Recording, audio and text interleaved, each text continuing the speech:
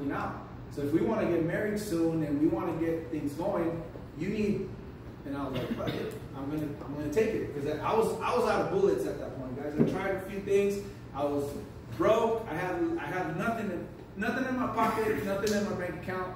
Probably didn't even have a car at that time. Okay, so I said, fuck it, I need a job. My business is not working out right now. And this was after, because I had a little, everybody talked about, or not everybody, but everyone talked about how, they lost I don't know what the fuck they did.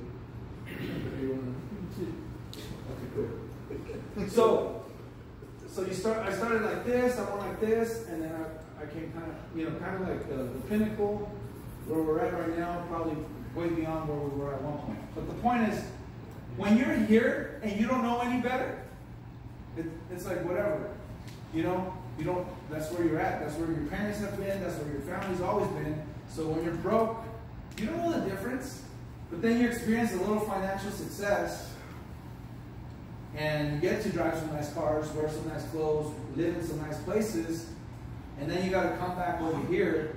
Dude, it's worse, because now you're like, fuck, I was already here. But if you stay mentally strong, you know you can get it back and learn from your mistakes. Okay? So when some of these mistakes happen, okay, I was here when I needed to go get that job. And I started installing solar in Dayton. I was they called us the toppers, because we were top. I think my brother even had a couple, like 2 checks of how many weeks did you go? I was one of them. Oh, really? Oh, shit, dude. That's good. So all day taking these solar panels out of the box, putting them in the top row, like making sure they're straight, going and getting them all day, 8-10 hours, right in the middle of the desert.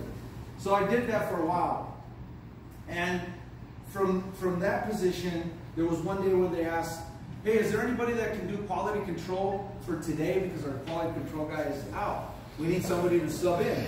So I subbed in, and I'm like, fuck it, anything's better than this, right? So I did quality control for a day.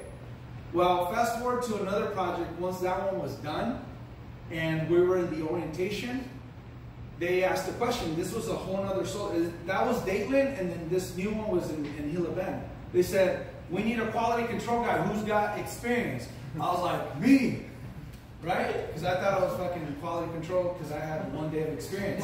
But I said it with confidence, and I was like, because before, see, what I was doing, we used to get paid like 12 to 15 bucks an hour, and the quality control guys got paid for fucking 20 to 25 to drive around the golf cart and be like, this shit looks good.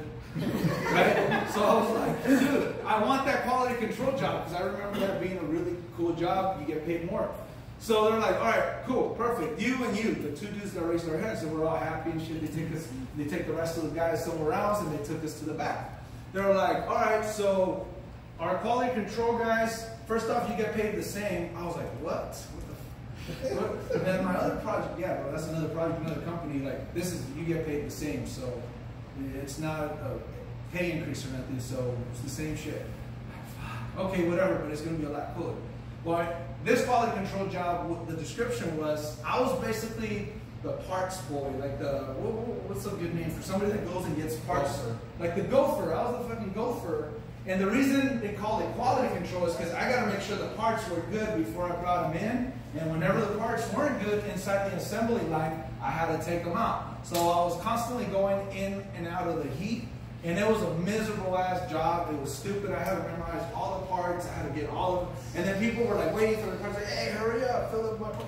So I was like, damn, I got screwed. And I was there for like 2 days, and I wanted to quit already. I was like, fuck, man, I'm gonna quit this shit.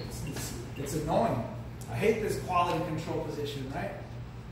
But what's funny now, storyteller, guys. The reason I'm saying that is to be a great storyteller, I use that story on half of my deals.